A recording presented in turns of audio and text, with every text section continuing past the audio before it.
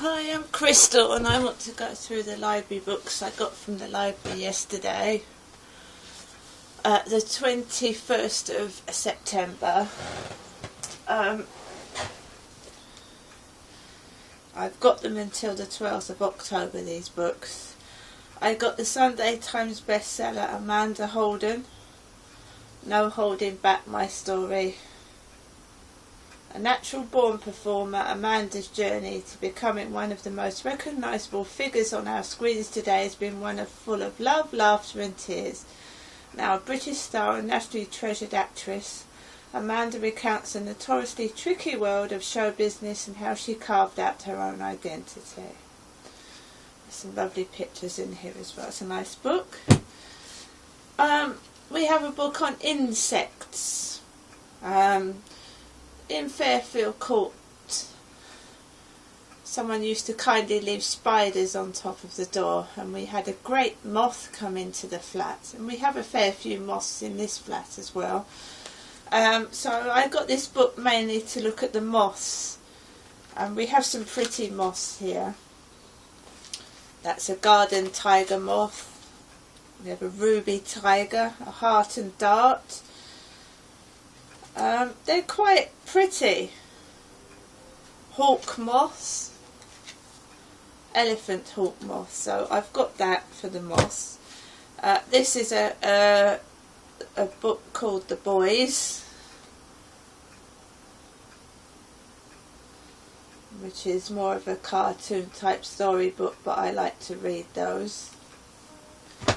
I have Chris Ryan's Ultimate Survival Guide, because when I'm by myself and you get no help from anybody, you never know when you're going to be in a survival situation outside with no money and no food. There's some interesting tips in here on making fire and shelter and lots about survival medicine. Help with blood loss, bone and joint injuries, and how to make an improvised traction splint using natural material. It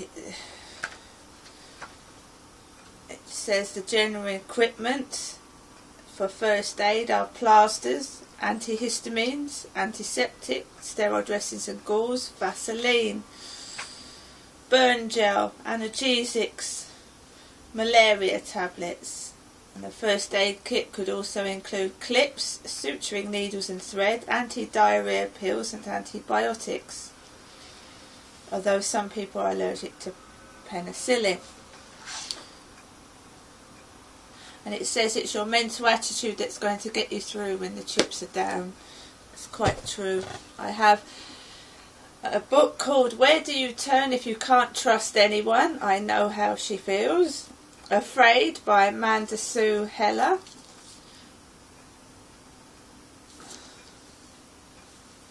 Amanda Sue Heller's thrilling novel is set on the gritty streets of Manchester, where a teenager runs from a crisis to something that could be deadly, when Sky's mother finally does something so shocking that it can't be hushed up.